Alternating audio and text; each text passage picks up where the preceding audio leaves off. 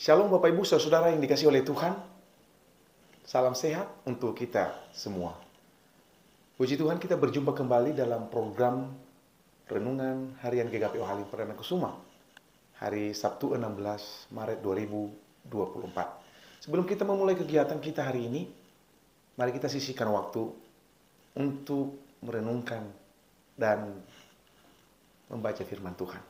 Sebelumnya mari kita awali dengan doa. Tuhan Yesus, terima kasih pagi hari ini kami mengucap syukur oleh karena kasih setiamu yang telah menolong menyertai kami hingga saat pagi ini kami boleh menikmati bangun pagi dengan sukacita. Terima kasih untuk semua anugerah Allah yang sudah kami nikmati sepanjang hidup kami. Dan sebelum kami memulai kegiatan kami hari ini, kami rindu membaca dan merenungkan firman Allah. Roh Kudus menolong kami, memberikan kami pengertian dan pemahaman serta kemampuan untuk mengaplikasikan setiap firman Allah yang kami baca dan renungkan di dalam kehidupan kami hari lepas hari. Dalam nama Tuhan Yesus kami berdoa. Amin. Yang menjadi perenungan kita hari ini adalah terambil dari Habakuk pasal 3 ayat yang kedua. Firman Tuhan berkata demikian. Tuhan, telah kudengar kabar tentang engkau dan pekerjaanmu, ya Tuhan, kutakuti. Hidupkanlah itu dalam lintasan tahun. Nyatakanlah itu dalam lintasan tahun. Dalam murka ingatlah akan kasih sayang. Tema renungan bagi kita pagi ini menemukan kekuatan dalam ketidakpastian. Saudara-saudara, pada renungan kali ini ada pesan penting dan menarik yang Habakuk sampaikan kepada saudara dan saya. Tentang bagaimana kita harus memiliki kekuatan iman dan pengharapan di dalam menghadapi setiap persoalan dan tantangan hidup. Serta bagaimana kita melihat dan menikmati kemampuan yang Tuhan berikan bagi kita untuk mengubah setiap situasi-situasi sulit menjadi anugerah dalam hidup kita. Bapak Ibu, saudara-saudara yang dikasihi oleh Tuhan. Siapakah itu Nabi Habakuk? Habakuk adalah seorang nabi yang hidup di kerajaan Yehuda sekitar abad ke-7 sebelum Masehi. Nama Habakuk dalam bahasa Ibrani, Habak, yang artinya memeluk atau bergantung. Di mana namanya ini, Bapak Ibu Saudara-saudara, sangat cocok dengan sikap dan perilaku yang dia hidupi setiap saat. Habakuk tetap bergantung sepenuhnya kepada Allah sebagai penyelamat hidupnya. Nabi Habakuk termasuk dalam golongan nabi-nabi kecil. Bukan karena postur tubuhnya yang kecil. Namun Bapak Ibu, Habakuk termasuk dalam kelompok nabi-nabi kecil dalam perjanjian lama. Karena karya nubuatannya atau tulisan yang tertulis dalam kitab Habakuk ini relatif pendek. Dibandingkan dengan beberapa nabi besar lainnya seperti Yesaya, Yeremia atau Yehezkiel. Kitab nubuatnya hanya terdiri dari 3 pasal. Yang fokus pada dialog di antara mereka, yaitu Habakuk dengan Allah sendiri. Di mana ia mempertanyakan tentang bagaimana keadilan Allah dan hukuman yang dia berikan kepada umat Israel. Selain itu, saudara-saudara, peran dan pengaruh Habakuk dalam sejarah Israel juga tidak sebesar nabi-nabi besar lainnya. Namun meskipun demikian, karya Habakuk tetap memiliki nilai dan makna yang penting bagi umat Allah, termasuk bagi kita jemaat Tuhan yang hidup di zaman ini. Saudara-saudara, Habakuk hidup dan melayani pada masa-masa yang sulit.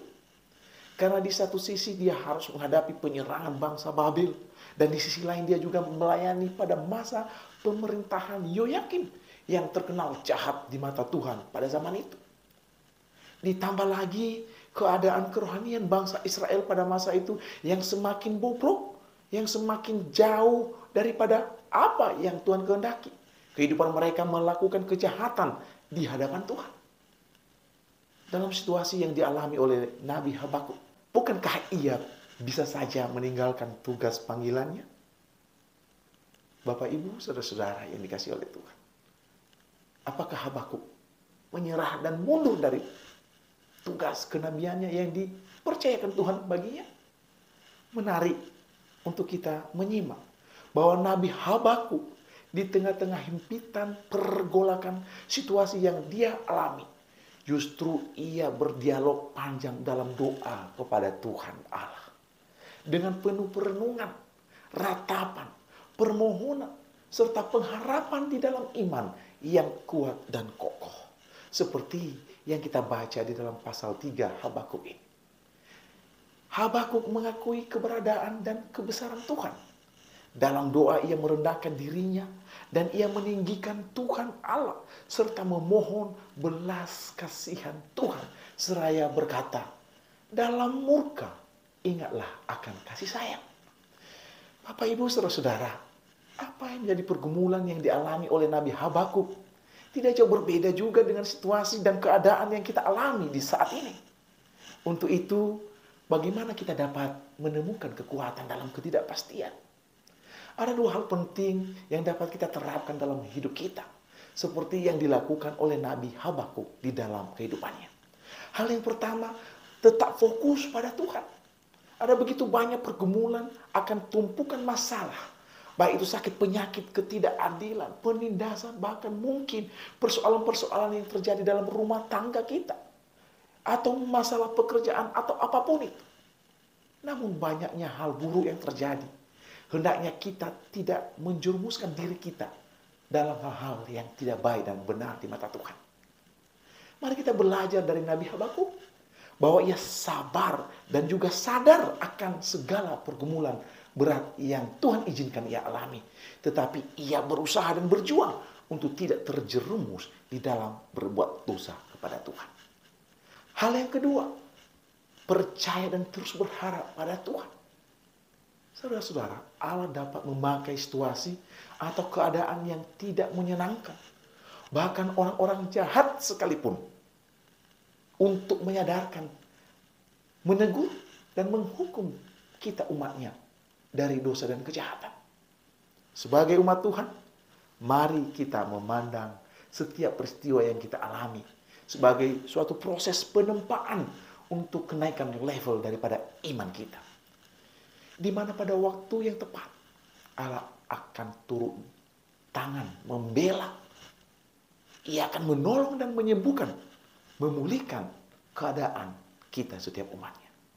Saudara yang dikasihi oleh Tuhan, sebagai penutup mari kita membaca bersama-sama doa Nabi Habakuk yang luar biasa ini yang tertulis di bagian akhir di pasal 3 kitab Habakuk ini.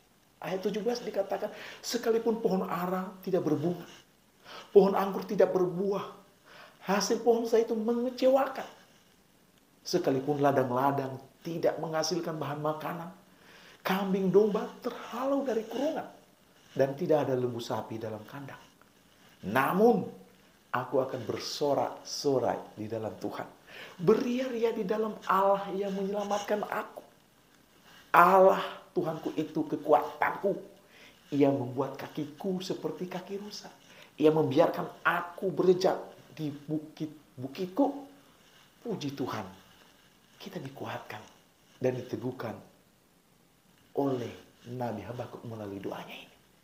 Oleh karena itu Bapak Ibu Saudara, mari kita juga merenungkan di masa-masa Prapaskah ini. Di mana esok hari Minggu kita akan memasuki Prapaskah kelima. Mari kita belajar dari kisah Habakuk ini. Ia meninggalkan segala dosa. Ia meninggalkan semua kebiasaan buruk. Dan ia merenungkan bahwa betapa besarnya kebaikan Tuhan yang ia alami dalam hidupnya. Demikian juga dengan kita, mari kita belajar. Kita tetap fokus pada Tuhan. Tidak peduli apapun situasinya. Yang kedua, kita tetap percaya dan terus berharap pada janji-janji Tuhan. Seperti yang dilakukan oleh Nabi Habakuk. Ia tetap berharap dan berdoa kepada Tuhan.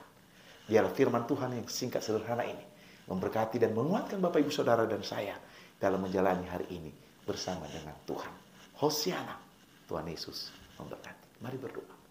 Kami bersyukur Tuhan untuk firman-Mu yang sudah kami dengar. Roh Kudus-Mu memampukan kami dan memberikan kami kekuatan untuk menghidupinya dalam hidup kami sehari-hari. Terlebih di dalam memaknai bagaimana kami harus kuat dan juga kami harus berharap kepada Tuhan di setiap situasi kondisi sulit apapun yang Tuhan izinkan kami alami. Kami percaya sebagaimana Tuhan menolong memberkati Nabi Habakuk. Demikian juga dengan kami jemaatmu yang hidup di zaman ini. Setiap kami yang memiliki pergumulan, persoalan, sakit, penyakit, bahkan apapun, Tuhan kami berseru kepadamu. Tolong kami Tuhan. Berikan jawaban dan jalan keluar. Sehingga kami boleh melihat keajaiban, mujizat Allah boleh terjadi dalam hidup kami. Dalam nama Yesus kami berdoa dan bersyukur. Amin.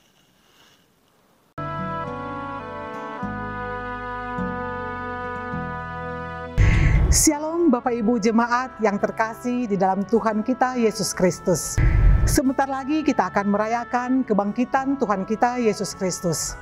Kami dari Panitia Paskah GKPO Halim Perdana Kusuma tahun 2024 akan melaksanakan berbagai kegiatan dalam rangka Paskah. Antara lain, diakonia ke Panti Tunaganda Pasir Gunung Depok, berbagi kasih bersama saudara-saudara kita yang berpuasa, perlombaan anak sekolah minggu, dan puncaknya pada hari Minggu tanggal 31 Maret 2024 yaitu ibadah Paskah pagi-pagi benar.